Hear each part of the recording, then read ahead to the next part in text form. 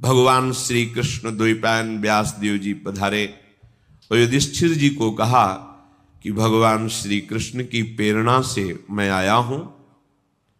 भगवान ने आदेश किया है कि हम तुम्हें प्रति स्मृति नाम की विद्या दें। यह ऐसा मंत्र है, अगर इसका अनुष्ठान करोगे तो तुम जिस देवता को जहां जिस लोक को चाहोगे बैठे बैठे देख लोगे। तुम्हारे अंदर दिव्य दृष्टि आ जाएगी और मन की गति के समान तुम वहां पहुंच जाओगे जहां संकल्प करोगे। और ये विद्या तुम अर्जुन को दीजिए। अर्जुन दिव्यास्त्र प्राप्त करे जिससे इस पृथ्वी में जो असुर स्वभाव के जन हैं उनका उद्धार हो सके।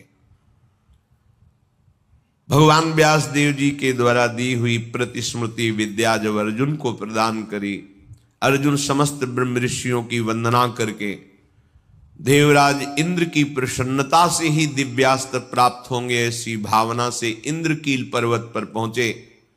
वहां एक वृद्ध ब्रह्म ऋषि रूप में देवराज इंद्र ही बैठे थे। उनका तिष्ठ तिष्ठ, रुक जाओ, आगे मत जाओ, आगे अस्त्र शस्त्र ले जाने लायक देश नहीं है, यहां सब दिव्य सिद्धों का देश है। तुम अपना ये धनुष फेंक दो, ये तूणीर फेंक दो और सावधान होकर आगे जाओ। उन्होंने कहा नहीं, ये गांडीव धनुष परम पूजनी परम पावन है, मैं इसे तो नहीं फेंक सकता हूं। अगर इसे तुम फेंक दोगे तो जिस लोक का सुख चाहोगे वो सुख हम प्रदान करेंगे। नहीं, मुझे कोई लोक का सुख नहीं चाहिए, मैं जिस हेतु से जा रहा हूं उसमें इस अस्त्र की आवश्यकता है। यहां एक संकेत मिलता है कि अगर आपने लक्ष्य बना लिया है उच्च कोटि का, भगवत प्राप्ति, भजन करना, धर्म से चलना, सत्य से चलना, तो आपकी परीक्षा होगी। उस मार्ग से हटाने के लिए प्रलोभन आएगा। आपको उस प्रलोभन में अपनी निष्ठा को नहीं छोड़ना है। अगर छोड़ दिया तो गए। भय भी आ सकता है, भयानक भय आ सकता है, पर अगर आप अपनी निष्ठा पे रहे तो भय केवल दिखावा होगा, आपको दुख नहीं दे सकता। प्रकट हो गए देवराज इंद्र और कहा मैं कोई ब्रह्म ऋषि नहीं हूं, मैं त्रिभुवनपति देवराज इंद्र हूं। तुम अपनी निष्ठा में अचल रहे, क्या चाहते हो? तो कहा मैं आपके द्वारा दिव्यास्त्र चाहता हूं। वो तो तभी प्राप्त हो सकते हैं जब देवाधिदेव भगवान शंकर का दिव्य अस्त्र तुम्हें प्राप्त हो, उनका साक्षात्कार हो, फिर हम समस्त लोकपाल अपने अपने दिव्यास्त्र आपको दे देंगे। अर्जुन ऐसा सुन ही रहे थे कि देवराज अंतर्धान हो गए। अब विचार किया कि मुझे प्रथम महादेव जी की आराधना करनी चाहिए। तपस्या के लिए दृढ़ निश्चय करके बड़ी उतावली के साथ चले और एक भयंकर कंटकाकीर्ण वन में पहुंचे, जहां समीप में सुंदर नदी प्रवाहित हो रही थी। हिमालय का शिखर है, पवित्र शीतल वायु चल रही है। उस स्थान के दर्शन करके मन में निश्चय हुआ कि यहीं भगवान शंकर की आराधना करेंगे।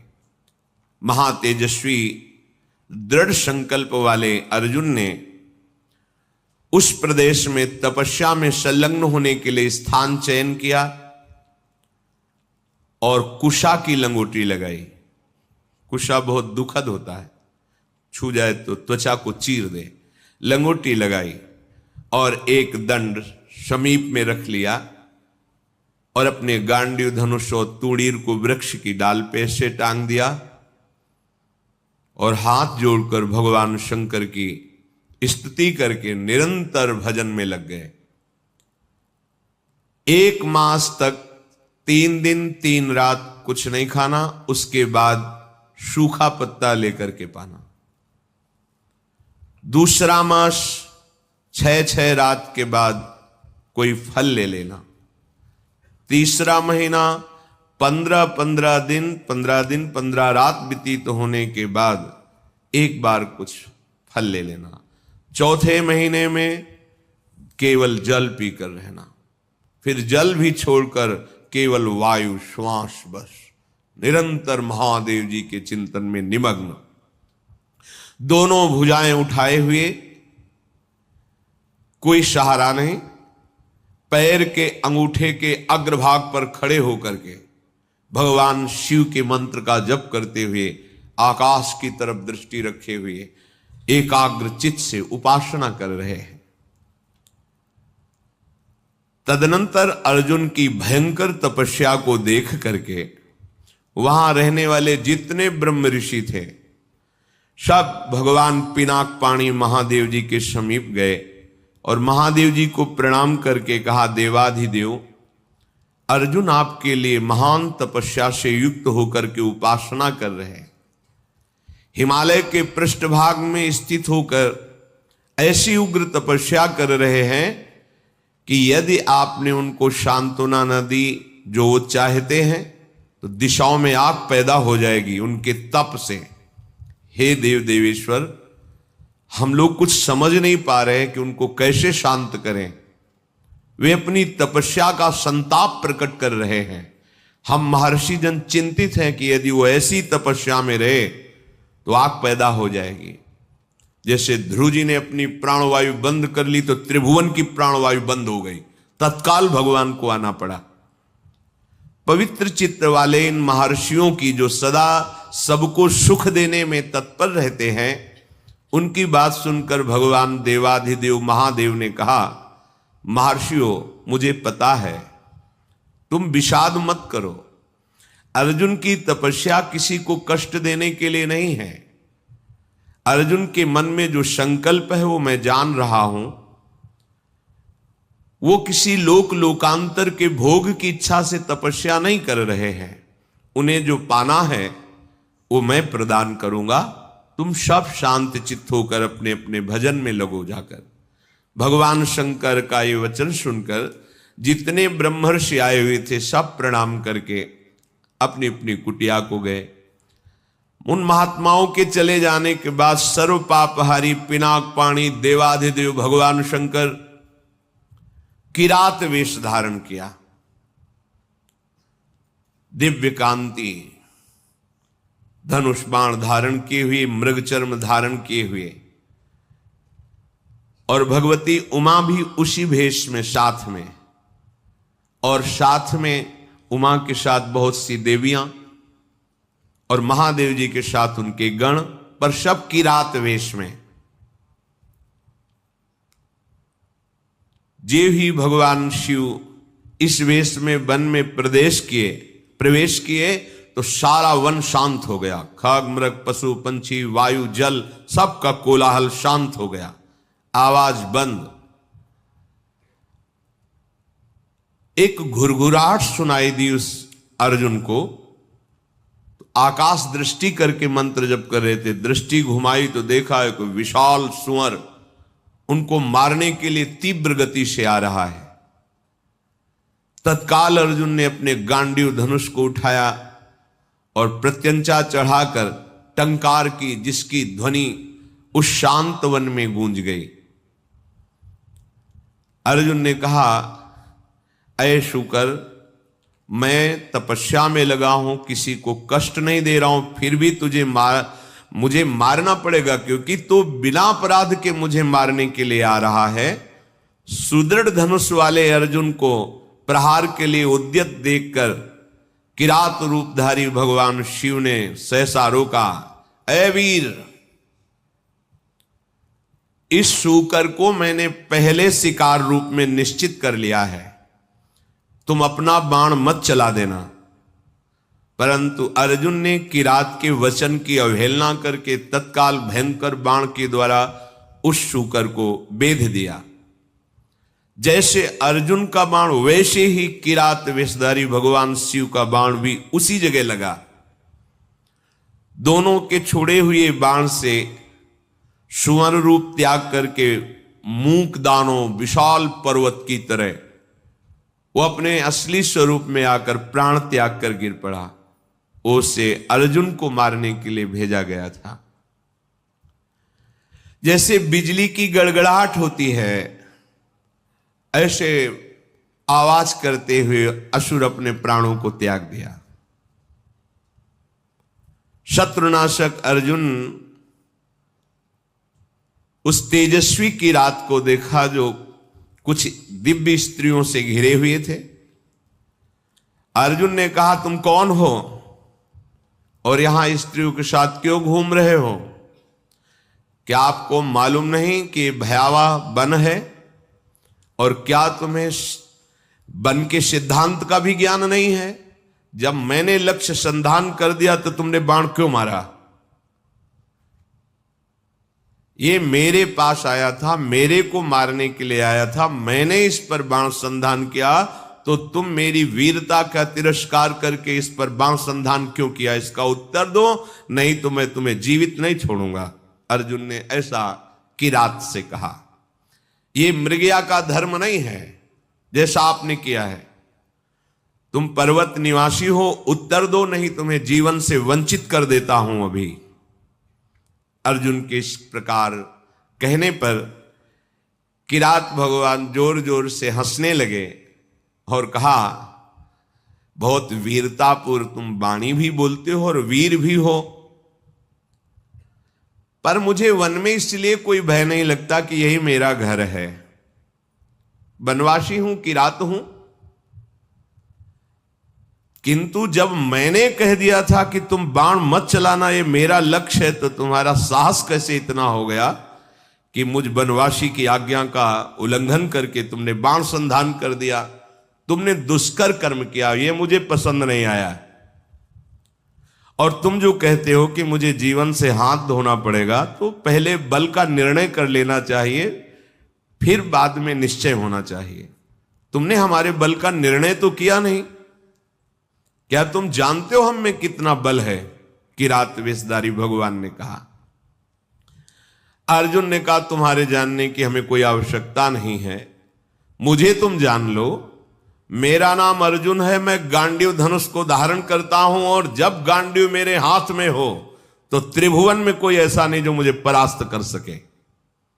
ये हिंसक रूप धारण करके दैत्य मुझे मारने आया था, मैंने इसे मार गिराया, अपराध आपका है। आपने मेरे लक्ष्य पर बाण क्यों मारा? किरात वेशधारी भगवान बोले, मैंने पहले रोका था और बाण संधान करके मैंने मारा है, और तुम मेरे सामने वीरता की बात करो, इसलिए लगता है कि मुझे तुम्हें दंड देना पड़ेगा। अर्जुन ने कहा, ऐसा कौन है त्रिभुवन में जो मुझे दंड दे? हमें लगता है कि तुम्हें प्राणों से कोई प्यार नहीं है, तुम्हें प्राणों से हाथ धोना पड़ेगा। भगवान ने कहा, तुम्हें बल का घमंड है क्या? तुम दूसरों को निर्बल समझते हो क्या? हमें लगता है तुम्हें शक्ति का और बल का गर्व है। तो धैर्यपूर्वक हमारे सामने तुम अपना बल प्रदर्शन करो, मैं खड़ा हूं। पर जब मैं बाण छोड़ूंगा तो तुम खड़े नहीं रहोगे। किरात की ये बात सुनकर अर्जुन को बड़ा क्रोध है कि एक वनवासी किरात हमको ललकार रहा है। तत्काल भगवान शिव का ध्यान करके बाणों का संधान प्रारंभ किया। जितने भी बाण जा रहे हैं उस कोई घाव नहीं पैदा करे, सब लीन होते जा रहे हैं। और बार बार किरात कह रहे, और संधान कर। अर्जुन को समझ में नहीं आ रहा कि आज तक तो ऐसा नहीं हुआ। बाण गया, अक्षय तूणीर है, बाण गया, लक्ष्य वेदा तूणीर पे आ गया है। ये तो लीलता जा रहा है। बाण जहां जा वो अंतर्ध्यान उन्हीं के शरीर में होता जा रहा है। अर्जुन ने बाणों की वर्षा, झड़ी लगा दी। भगवान जो किरात वेश में कोई चेष्टा नहीं कर रहे, जहां बाण जाता है वहीं समा जाता है, अंतर्धान हो जाता है।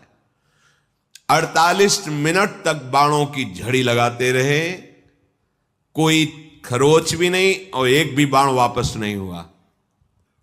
सारी बाण वर्षा व्यर्थ देखकर अर्जुन को बड़ा आश्चर्य हुआ और कहने लगे, धन्य है किरात, धन्य है।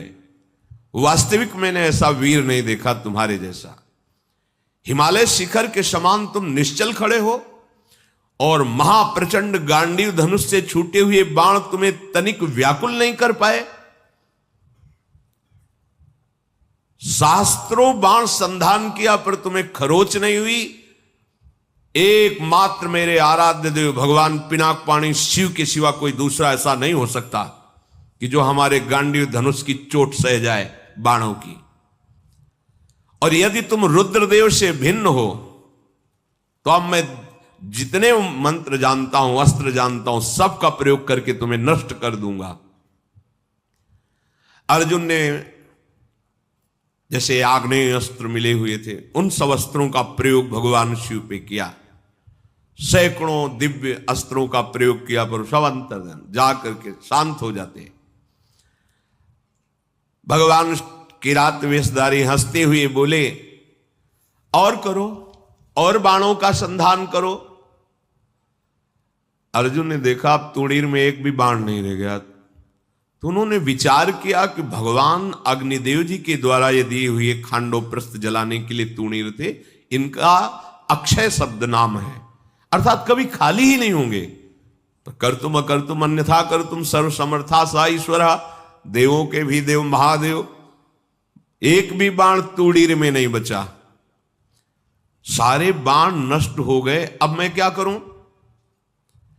ये तो मेरे बाणों को ही लील जा रहा है, तो मैं इस प्रचंड बलशाली धनुष के प्रहार से मारूंगा, धनुष की कोटि से। ऐसा विचार करके अर्जुन ने अपने प्रचंड गांडीव धनुष से प्रहार किया। गांडीव धनुष भी लीन हो गया किरात के शरीर में। कूद पड़े अर्जुन और अपने घूंसे से प्रहार किया। भगवान शिव शांत खड़े हैं। एक तलवार थी अर्जुन के पास जो पर्वतों को भी काट सकती थी। भगवान शिव पे मारा तो कुंठित होकर गिर गई, कहीं खरोच भी नहीं। बड़ा कि आखिरकार अब कैसे इन पर विजय प्राप्त करें। किरात रूपधारी जो भगवान थे, भगवान ने कहा, भी वृक्ष है, शिला है, इनसे प्रहार करो। कुंती कुमार अपने बल से पर्वत की शिलाएं उठाकर प्रहार करते हैं, कोई फर्क नहीं। अब भगवान शिव ने कहा, हो गया, अब हम प्रहार करते हैं, तुम सहो। दौड़ करके किरात ने अर्जुन को अपनी भुजाओं में फंसाया और मुष्टि प्रहार किया। बड़ा भयंकर शब्द हुआ, अर्जुन का अंग अंग टूटने लगा भगवान शिव के घूंसे के प्रहार से, मानो उनकी भुजाओं में मूर्छित हो रहे हैं।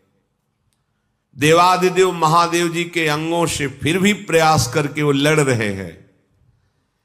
एक एक अंग उनका टूट रहा है। वो मन में विचार करे, आज तक ऐसा वीर हमने नहीं देखा जो मुझे थकित कर दे।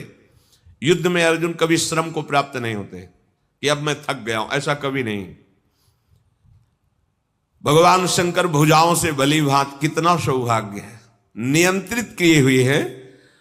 और अर्जुन को जहां मूर्छा छूटती तब फिर एक घूंसा जमाते हैं, फिर वो उली की भुजाओं में 2 घड़ी तक अर्जुन पिटते रहे।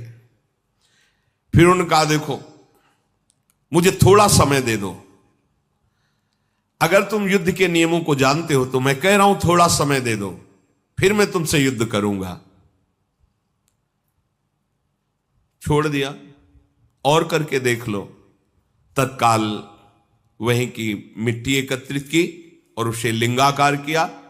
वन था ही, कुछ पुष्प लिए, माला और पुष्प, और हाथ जोड़कर भगवान शंकर की आराधना की, भगवान शंकर का स्तवन किया।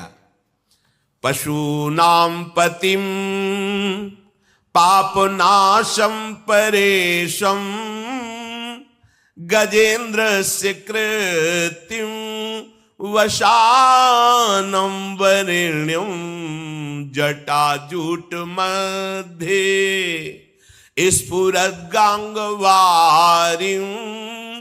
महादेवमेकं स्मरामि स्मरारिं महेशं सुरेशं सुरारार्तिनाशं विभुं विश्वनाथं विभूत्यंगभूषं विरूपाक्षमिन्द्वर्को वह्निर्ति नेत्रम् सदानन्दमीडे प्रभुं पंचवक्तं गिरीशं गणेशं गले नीलवर्णं गवेन्द्राधिरूढं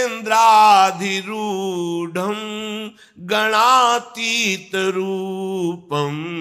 भवं भास्वरं भस्मनाभूषितांगं भवानी कलत्रं भजे पंचवक्तं शिवाकांत शंभो शशांकार्धमौले महेशान शूलिन जटाजूटधारिन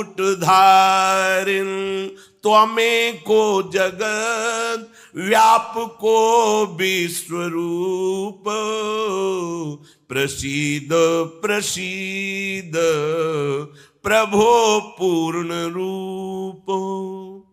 भगवान शिव का स्तवन करके जे ही माला शिवलिंग पे डारी तेही किरात पर वो माला पहुंची, मस्तक में किरात के।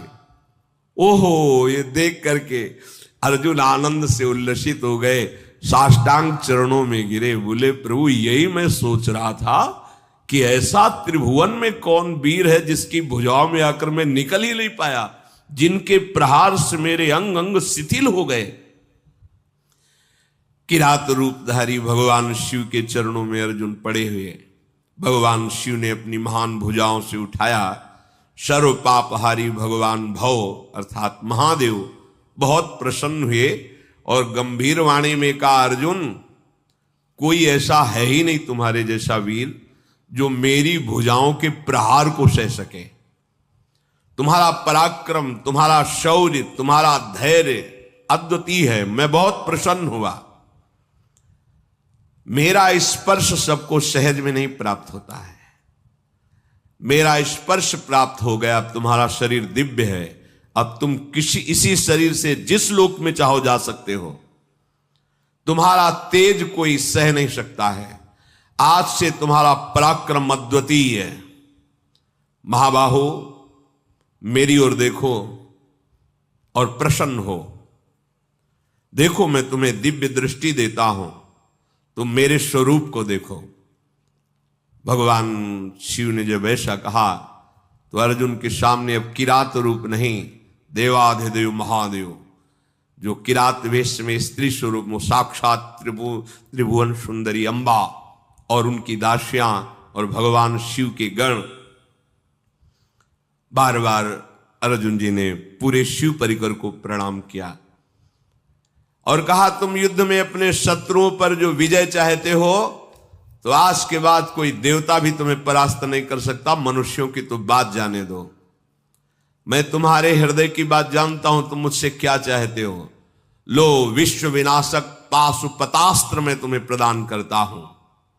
ये वो अस्त्र है जिसको कोई भी अस्त्र कुंठित नहीं कर सकता और एक क्षण में पूरे त्रिभुवन को भस्म करने की सामर्थ्य मेरे इस अस्त्र में है, पाशुपतास्त्र। तदनंतर शूलपाणी भगवान महादेव जी और भगवती पार्वती जी के दर्शन करके अर्जुन को बड़ा आनंद प्राप्त हुआ। साष्टांग पृथ्वी पर लेटकर प्रणाम किया। अर्जुन बोले, हे जटाजूटधारी सर्वदेवेश्वर देवाधिदेव महादेव, भग देवता के नेत्रों का विनाश करने वाले नीलकंठ, आपके मस्तक पर जगत पावन करने वाली गंगा जी विराजमान हैं। प्रभु समस्त कारणों के परम श्रेष्ठ कारण आप हैं। मैं बहुत लज्जित हो रहा हूं।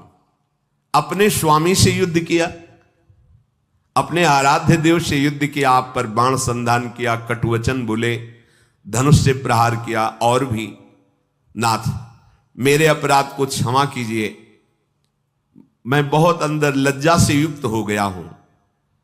मैं आपके ही दर्शन की इच्छा लेकर इस महान तप से युक्त हुआ था। हे देव देवेश्वर, संपूर्ण जगत आपकी वंदना करता है और मैंने आप पर प्रहार किया, फिर भी आप प्रसन्न हैं। नाथ, मुझे बहुत अंदर से लज्जा आ रही है। मैंने जो आपके सामने साहस दिखाया, ये मेरा अपराध है। प्रभु, अनजाने में मेरे से अपराध बन गया। हे शंकर, मैं आपकी शरण में हूं, मेरी धृष्टता को क्षमा कर दीजिए। महातेजस्वी भगवान वृषभध्वज ने अर्जुन का हाथ पकड़ा और हंसते हुए कहा, अपराध थोड़ी है, कोई मैं शिव रूप से तुम्हारे सामने थोड़ी था, मैं तो किरात रूप से था, तुम्हारा कोई अपराध नहीं, वीर का यही धर्म है। फिर भगवान शिव ने दोनों भुजाओं से खींचकर देवी हृदय से लगाया तो जितने अर्जुन की पीड़ा और घाव थे सब शांत हो गए।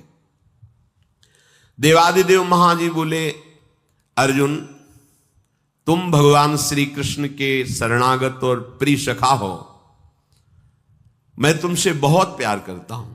जो भगवान श्री हरि का भजन करते हैं, भगवान शंकर अहेतुकी कृपा उन पे अपने आप करते हैं।